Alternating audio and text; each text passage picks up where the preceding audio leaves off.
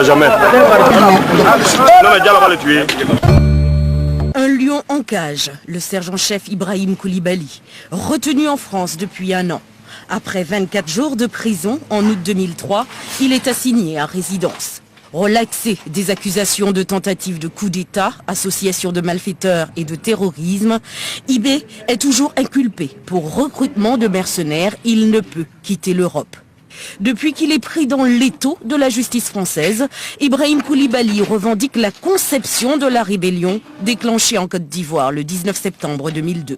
S'il y a eu un 19 septembre, ça veut dire qu'il y a quelqu'un qui a eu à réfléchir, qui a mûri, qui a décidé de réunir certains amis. J'ai pas besoin de dire que c'est moi, tout le monde le sait, donc c'est pas la peine. Seul moyen pour Ibé de continuer à peser sur le cours des choses en Côte d'Ivoire, les communiqués. Le dernier date du 30 août 2004. C'est une main tendue à Guillaume Soro, le chef politique de la rébellion, qui selon Ibé a tenté de prendre également le contrôle de la branche militaire. Jamais, quelles que soient mes divergences avec la direction des forces nouvelles, je ne trahirai leur idéal en me compromettant avec le régime liberticide de Laurent Gbagbo. Soro a été manipulé, ça ne vient pas de lui-même de décider, de dire que non, il faut écarter Ibé ou quoi, non. C'est pourquoi je m'appuie là-dessus pour dire toujours que Soro et moi, nous devons faire l'effort à nous entendre pour ne pas laisser notre objectif tomber totalement dans la boue.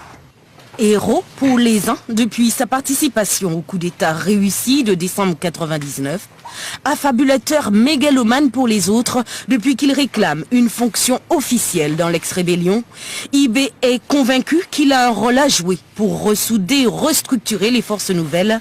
Il n'est pas tendre avec ses ex-frères d'armes et ses propos, ses critiques trouvent toujours une bonne place dans la presse ivoirienne. Il y a un langage africain qui dit qu'on ne peut pas cacher le soleil avec la main. Ça fait 1 an que je suis là, mais jusqu'à présent, je pense que mes frères, mes compatriotes ne m'ont pas oublié. Je me vois à chaque fois à la une, en bon et en mal. Mais je pense que c'est toute cette composante qui fait la vie, quoi. L'objectif du 9 septembre n'était pas de piller d'abord la population, c'était pas de piller une banque, c'était pas de s'entretuer, parce que ces choses ont commencé à se dégrader depuis que j'ai été arrêté en France. Main tendue, assortie d'accusations. Pour l'instant, Guillaume Soro n'a pas répondu, du moins pas publiquement.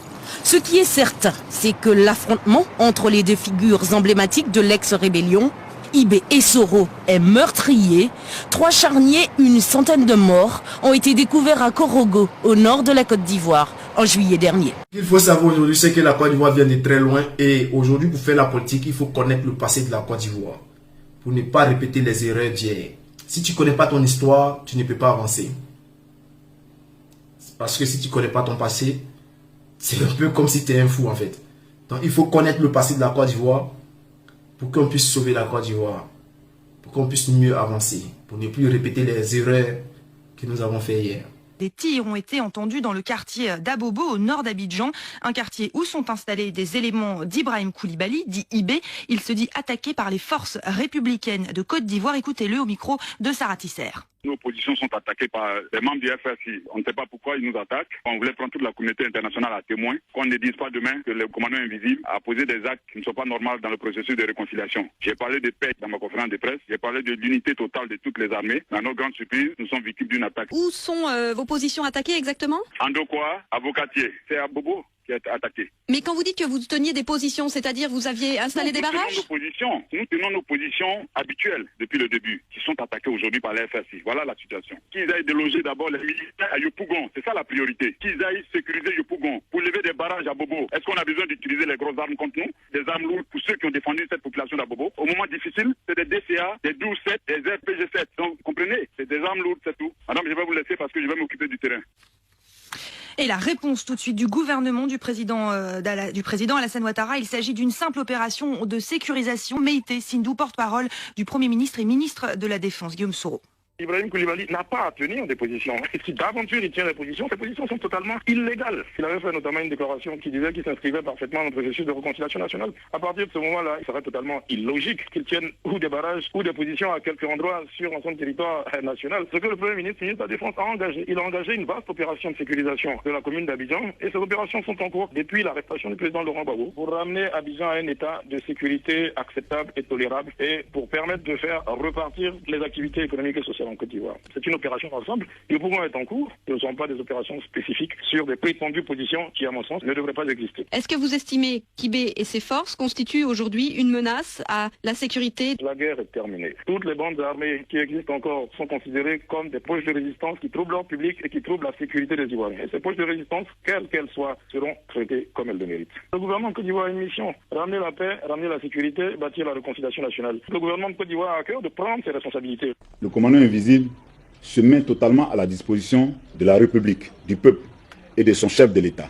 Donc c'est le chef de l'État qui saura quel rôle confier au commandant invisible. Pendant que les FRCI, fidèles à Alassane Ouattara, traversaient le pays du nord au sud pour entrer dans Abidjan et renverser Laurent Gbagbo, partout, les commandos invisibles affaiblissaient les forces du président déchu. Pour le camp du nouveau chef de l'État, ces milices représentaient une frange de la population qui avait seule décidé de prendre les armes contre Laurent Gbagbo. Mais les commandos étaient considérés par le camp adverse comme dangereux et incontrôlables. Aujourd'hui, le général est formel, la nouvelle armée ivoirienne ne pourra pas se faire sans la participation de ces 5000 hommes. Mais Ibrahim Koulibaly va plus loin encore. Pour lui, exclure les anciens partisans de Laurent Gbagbo, c'est s'exposer à un nouveau risque de guerre civile. Il faut les associer à la paix, il faut les associer à la nouvelle armée, il faut les associer à la réconciliation. C'est la seule voie. Si tu les laisses dehors, sans les faire revenir, sans les pardonner, mais attends-toi à une rébellion un jour. IB a été utilisé. Les personnes qui l'ont utilisé savaient très bien qu'à la fin, ils allaient finir avec lui. Famille, comme vous le voyez ici, IB, qui était un simple militaire, chassé de l'armée de Côte d'Ivoire, se retrouve dans une rébellion. Et comme vous pouvez le voir ici, l'affrontement entre les rebelles, les armes qui sont utilisées sont vraiment des armes très lourdes. Et nous savons très bien que ni Soro Biom, qui était un étudiant, ni Ibrahim Koulibaly, qui était un simple militaire, ne pouvaient acheter ces armes. Alors, qui achetait ces armes-là pour la rébellion? J'ai vu un documentaire où une personne disait que c'est Kadhafi qui a financé la rébellion. Je me suis mis à rigoler. Kadhafi était un homme très intelligent. Comment Kadhafi aurait pu financer la rébellion et après aller apporter son soutien à Gbagbo Laurent? Il a même apporté des armes à Gbagbo Laurent.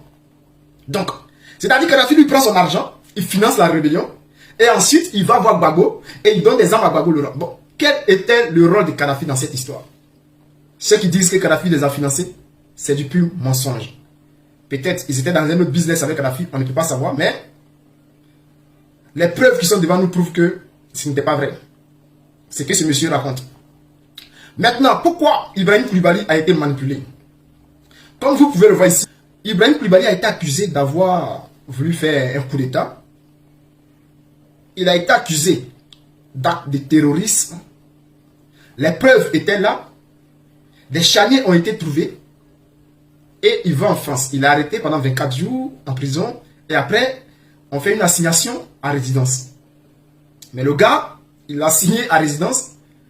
Et il continue ses activités. Avec un ordinateur et tout, il continue ses activités. Pourquoi il continuait ses activités? Parce qu'il fallait trouver un bouc émissaire. La personne à qui ils allaient octroyer cette rébellion. Donc, IB était la bonne personne. Ils l'ont infiltré de la Côte d'Ivoire. Ils l'ont envoyé chez eux. Ils l'ont fait asseoir dans une maison. Et ils ont fait croire à l'État de Côte d'Ivoire, de Gbagbo Laurent, qu'il est en prison. Et 24 jours après, non. Et là, il est assigné à résidence. Mais il continue ses activités. Alors, IB, sa destination était connue. Parce que, puisqu'on ne pouvait pas dire que c'est Soro Biom qui avait créé la rébellion, et qu'il était le patron, le vrai patron de la rébellion, il fallait trouver quelqu'un. On ne pouvait pas accuser Alassane Ouattara. Alors, le plan était, on prend IB, on le met là, et IB, il continue ses activités sur les plateformes où il envoie, il fait des communiqués à chaque fois pour dire, je suis le père de la rébellion, je suis le père de la rébellion, je suis le père de la rébellion. Ensuite, lorsqu'ils vont finir et ils vont prendre le pouvoir, IB assassiné, et on disait que oui, c'est IB qui avait créé la rébellion. IB n'ira pas, parce que nous savons tous que ceux qui font les rébellions et tout, finissent à la CPI. Et quand tu arrives à la CPI, tu vas tout dire. Donc, il fallait finir avec IB. Là, comme ça, les documentaires qui étaient là prouvaient que c'est IB qui avait créé la rébellion. Voici pourquoi des journalistes français le suivaient partout où il allait, pour toujours lui dire que c'est lui qui avait créé la rébellion. Vous pouvez le voir ici dans ce documentaire. Il est en France, on lui pose la question et on lui dit qui est le père de la rébellion. Et il dit ouais, c'est moi le père de la rébellion. En 2011, avant de le tuer, ils vont faire une interview avec lui et lui demander qui est le père de la rébellion, qui est le père du commando invisible, qui a créé la rébellion. Et il dit c'est lui. Et ensuite, quand il finit, le documentaire est enregistré et ils vont l'assassiner. Il n'est plus là. Maintenant, qui ils vont accuser? Parce que le documentaire de Zéro Guillaume ne veut pas forcément dire que c'est lui qui est le père de la rébellion. Il a dit pourquoi je suis devenu rebelle. Donc c'est différent.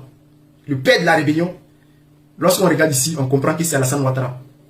Parce que nous voyons ici, Chérif Ousmane, qui a tué les hommes de IB, aujourd'hui est avec Alassane Ouattara. Chérif Ousmane, qui a été au front toute sa vie avec la rébellion, mange et est le bon petit aujourd'hui d'Alassane Ouattara. Zakaria Kone, aujourd'hui est avec Alassane Ouattara. Or pourtant, ils ont dit hier que c'est Alassane Ouattara qui les payait, qui achetait les armes. Donc il faut savoir que le vrai père de la rébellion ici, c'est Alassane Ouattara, pas une autre personne.